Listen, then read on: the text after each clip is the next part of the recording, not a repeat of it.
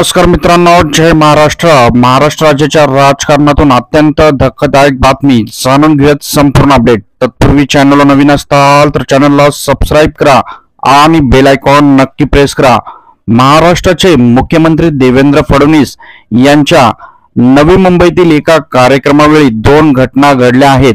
देवेंद्र फडणवीस यांच्या भाषणावेळी Asian paint कंपनीच्या कर्मचाऱ्यांनी उभे राहून मोठ्या आवाजात आपल्या मागण्या सांगण्यास सुरुवात केली। ही एक घटना घडली। यानंतर लगेच सिडकोच्या घरांच्या किमती कमी करा म्हणून फलक दाखवले।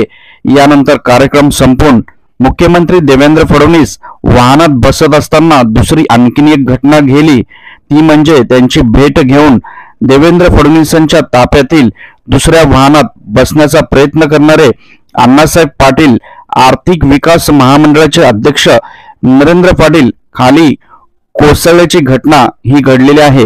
यामध्ये त्यांना काही किरकोळ दुखापत